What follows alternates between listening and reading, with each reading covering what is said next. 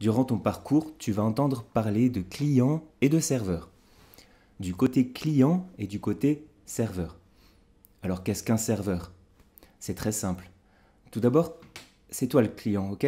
Ou mieux dit, c'est ton ordinateur. Le client, c'est de ton côté. Et le serveur pense qu'il porte très très bien son nom. Il va te fournir ce que tu souhaites, il va te le servir. Tu veux une tisane? Il te l'apporte. Tu veux un chocolat chaud? Il te l'apporte. Il ne sait pas comment faire un chocolat chaud? Alors pas de problème. C'est toi qui lui fournis la recette. Et il va te faire tout ça à souhait. Donc, le serveur qui porte bien son nom va pouvoir servir plusieurs clients. Il y a des serveurs très performants qui peuvent servir plusieurs centaines de clients simultanément. Et évidemment, les serveurs pouvant travailler en équipe, ils ont la possibilité de communiquer entre eux. Donc, quand tu penses au serveur, tu peux vraiment faire facilement la comparaison avec un serveur dans un bistrot. Toi, tu avais réclamé un chocolat chaud au serveur. Eh bien, tu pourras en disposer, il va te le servir et le consommer. Un exemple avec analogie. Tu es en train de prendre ton petit déjeuner un matin dans un hôtel de luxe et il y a des serveurs à ta disposition. Premièrement, tu vas afficher la date du jour dans ton navigateur. Ou autrement dit, par analogie, tu as besoin de connaître la date du jour. Donc deuxièmement, ton ordinateur demande au serveur de lire le script qui te donnera la date. Ou autrement dit, par analogie, comme tu as des serveurs à ta disposition, tu profites du fait qu'il y en a un là à ta disposition, tu lui demandes la date. Eh bien, il va te renseigner volontiers. Donc, troisièmement, le serveur répond en envoyant les informations que ton navigateur interprète. Autrement dit, par analogie, tu écoutes la réponse du serveur et tu peux même la noter sur un morceau de papier, sur la nappe, j'en sais rien, t'en fais ce que tu veux. Si tu comprends pas encore bien la nuance entre côté serveur et côté client, ça va venir très vite. C'est que tu as besoin de concret. Techniquement, un serveur, c'est un ordinateur. Donc oui, nous pouvons créer un serveur à partir d'un simple ordinateur. Certains hébergent leur site chez eux, sur leur propre ordinateur.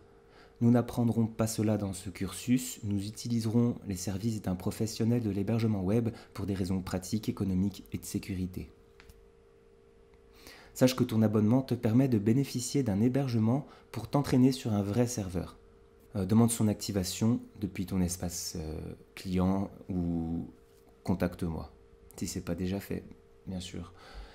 Du coup, là, on a le côté client, donc ton ordinateur avec son navigateur, qui va qui va interpréter certains langages. Et côté serveur, donc on reconnaît un serveur, un rack, tu as bien déjà vu ces images d'un grand nombre de serveurs qui sont en baie. Donc là, on peut voir que c'est une baie vitrée. C'est très amusant. Alors, on peut voir que le serveur va interpréter certains autres langages. J'en ai mis quelques-uns, c'est ceux qu'on va utiliser le plus souvent. Donc HTML, CSS et JavaScript vont être interprétés par le navigateur.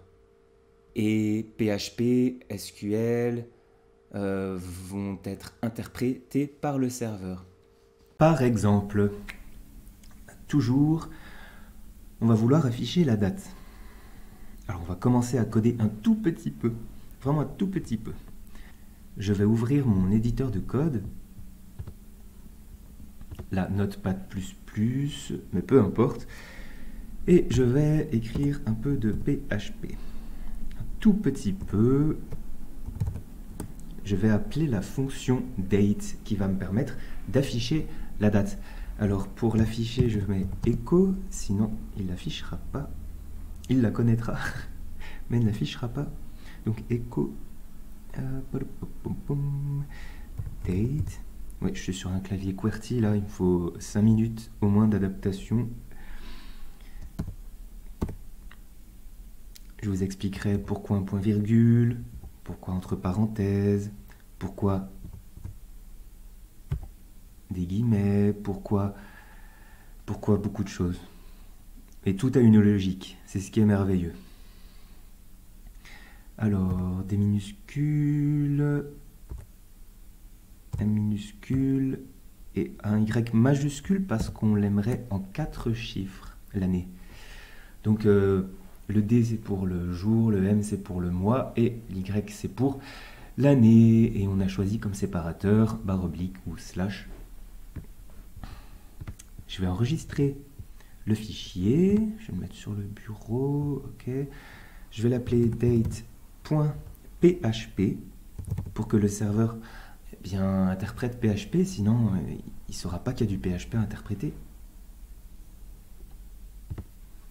Voilà. Et maintenant, je vais ouvrir mon logiciel de transfert. On va transférer en FTP.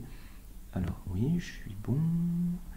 Je vais le mettre dans un dossier qui s'appelle démo, là. Ah, petite mise à jour à faire. Voilà, c'est bien transféré. On va aller voir ça. C'est tête.php. J'ouvre, le script s'exécute. Et nous voilà avec la date affichée. Donc si vous avez bien compris, simplement j'ai créé un petit script qui demande à mon serveur d'interpréter PHP et mon navigateur pourra afficher ce que PHP a mon serveur lui a renvoyé comme réponse.